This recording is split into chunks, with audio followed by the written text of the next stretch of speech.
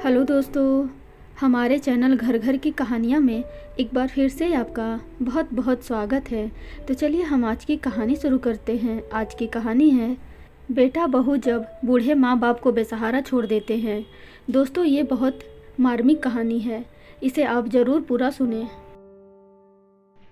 योगेंद्र सिंह ने अपनी पत्नी प्रभा के कमरे में झांक कर देखा। अंदर पास पड़ोस की 5-6 महिलाएं बैठी थीं। वे न केवल प्रभा का हालचाल पूछने आई थीं, बल्कि उससे इसलिए भी बतिया रही थीं कि उसकी दिलजोई होती रहे। जब से प्रभा फाजिल की शिकार हुई थी, महल्ले के जान पहचान वालों ने अपना यह रोज का क्रम बना लिया था कि 2-4 की टोलियों में सुबह से शाम तक उसका मन बहलाने के लिए उसके पास मौजूद रहते थे।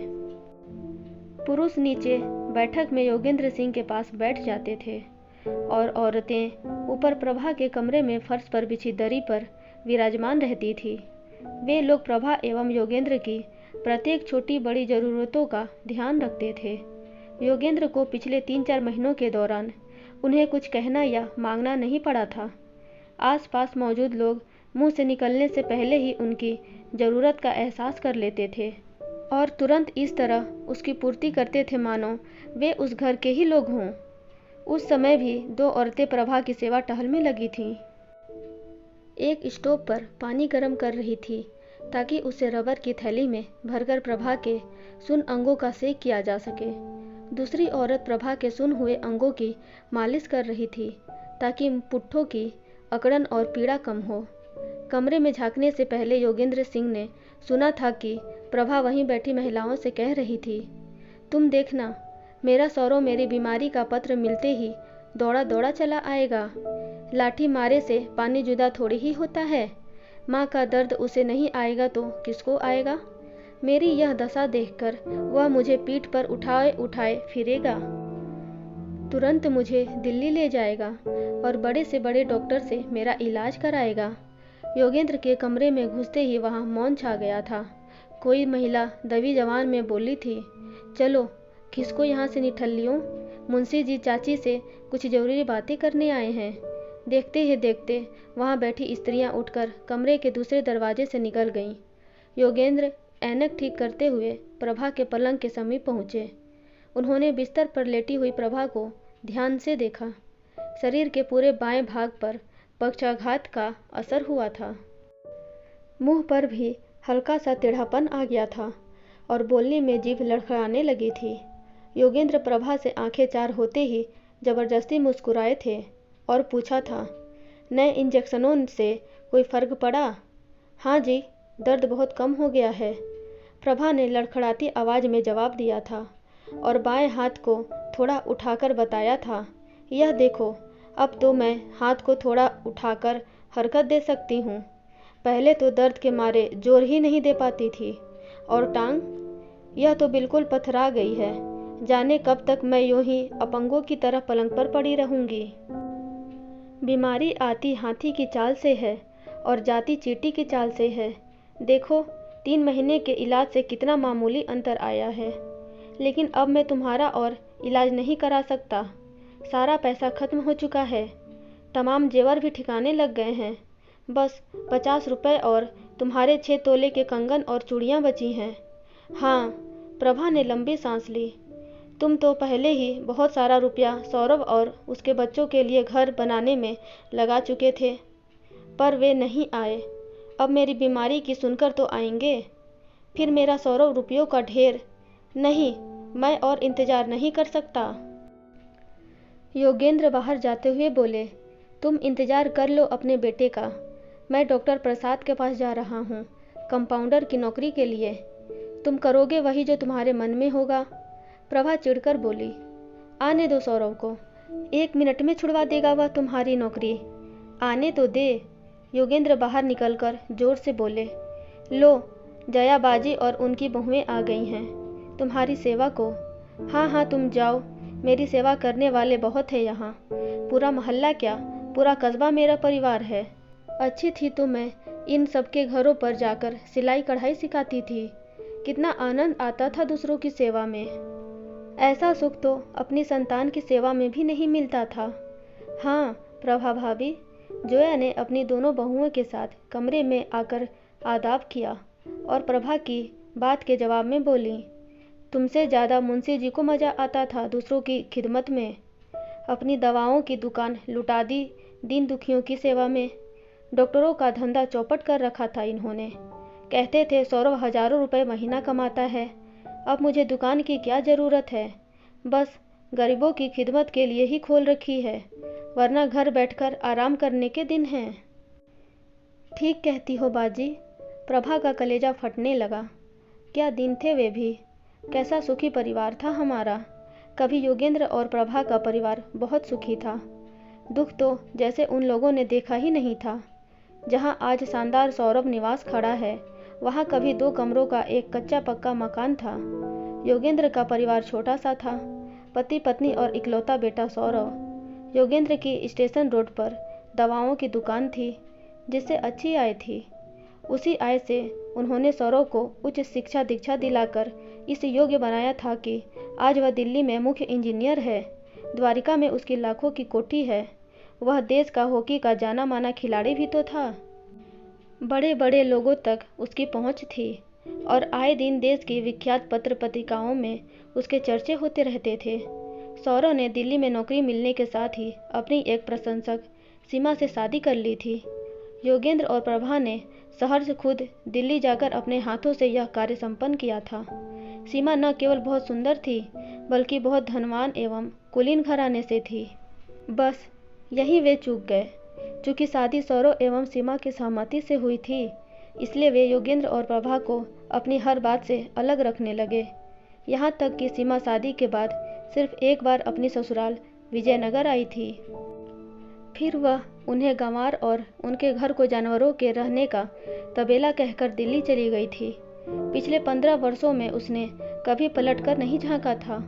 योगेंद्र और प्रभा पहले तो खुद भी खींचे खींचे रहते थे, लेकिन जब उनके पोता और पोती हो गए तो वे खुद को न रोक सके। किसी न किसी बहाने वे बेटे बहू के पास दिल्ली पहुंच जाते। सौरभ और शिवा उनका स्वागत करते, उन्हें पूरा मान सम्मान देते, लेकिन 2-4 दिन बाद वे अपने बड़प्पन के अधिकारों का प्रयोग शुरू कर देते। उनके निजी जीवन में हस्तक्षेप का शुरू कर देते थे। वे उन्हें अपने फैसले मानने और उनकी इच्छा अनुसार चलने पर विवश करते। यही बात बिगड़ जाती, संबंध बोझ लगने लगते और छोटी छोटी बातों को लेकर कहासुनी इतनी बढ़ जाती थी कि योगेंद्र और प्रभा को वहाँ से भागना पड़ जाता। प्रभा और योगेंद्र आखिरी बार सीमा के पिता की मृत्यु पर दिल्ली गए थे। तब पोती 10 साल और पोता 8 वर्ष का हो चुके थे। उनके मन में हर बात को जानने और समझने की जिज्ञासा थी। उन्होंने दादा दादी से बार बार आग्रह किया था कि वे उन्हें अपने कस्बे ले जाएं, ताकि वे वहाँ का जीवन और रहन सहन देख सकें। सौरभ के दिल में माँ बाप के लिए बहुत प्यार और आदर था। उसने घर ठीक कराने के लिए सीमा से छिपाकर माँ को 10,000 रुपये दिए थे, ताकि सीमा को बच्चों को लेकर वहाँ जाने में कोई आपत्ति न हो। परंतु प्रभा की असावधानी से बात खुल गई। सास बहू में महाभारत छिड़ गया और एक दूसरे की शक्ल न देखने की सौगंध खा ली गई।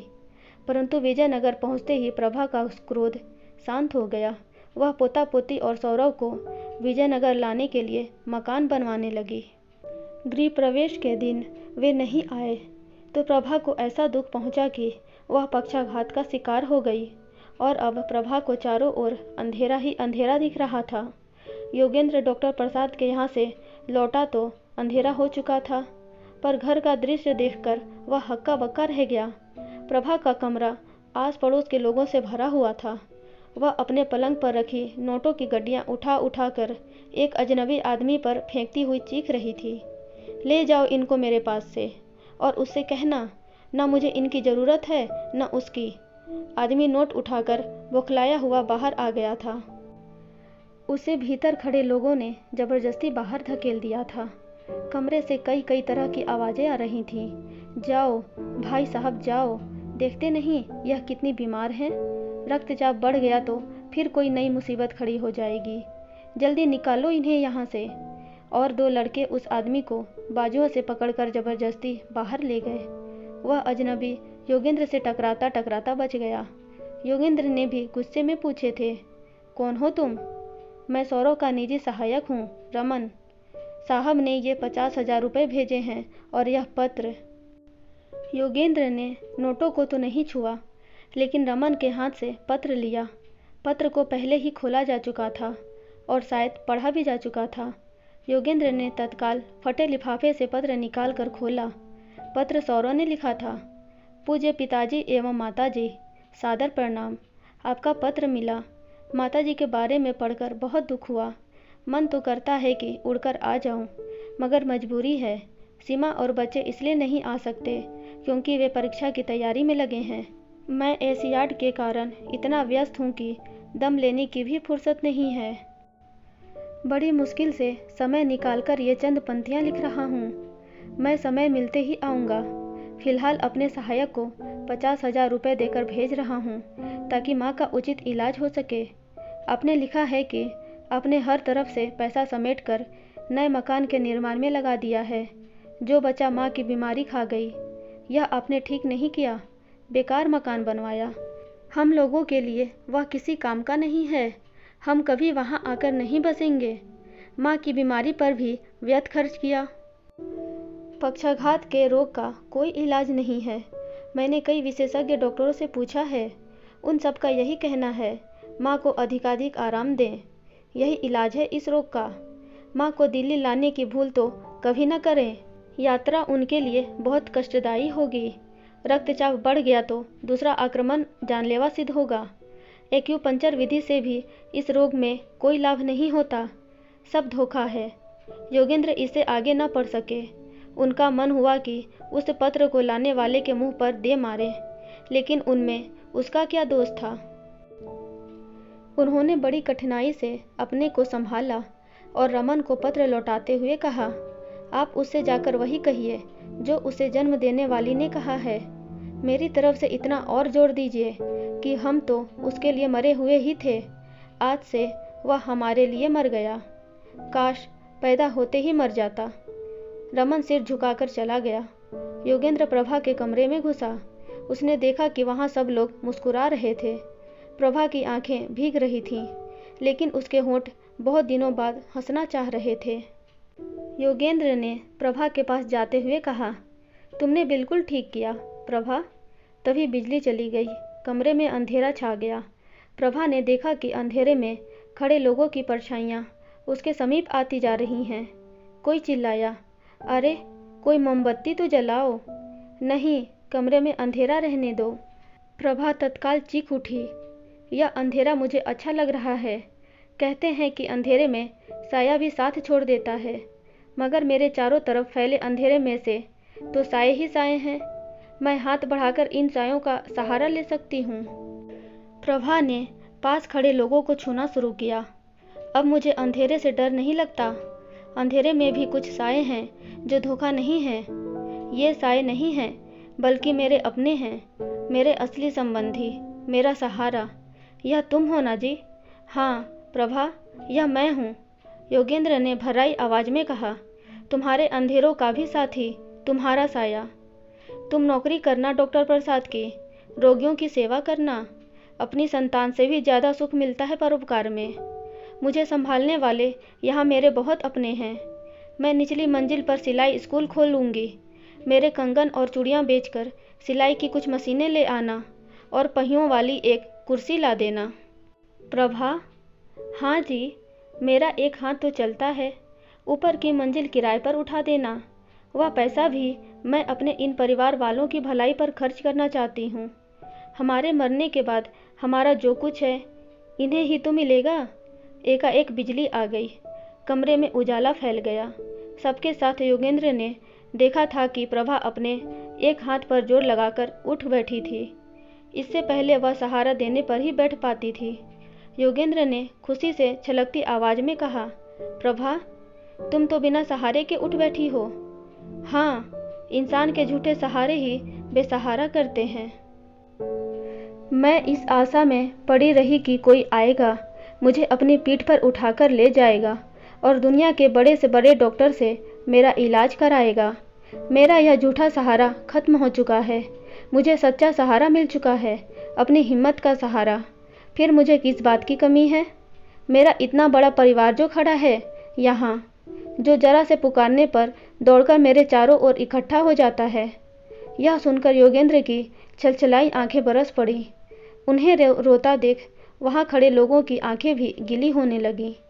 योगेंद्र आंसुओं को पोंछते हुए सोच रहे थे, ये कैसे दुख हैं जो बूंद बनकर मन की सीप में टपकते हैं और प्यार व त्याग की गर्मी पाकर खुशी के मोती बन जाते हैं।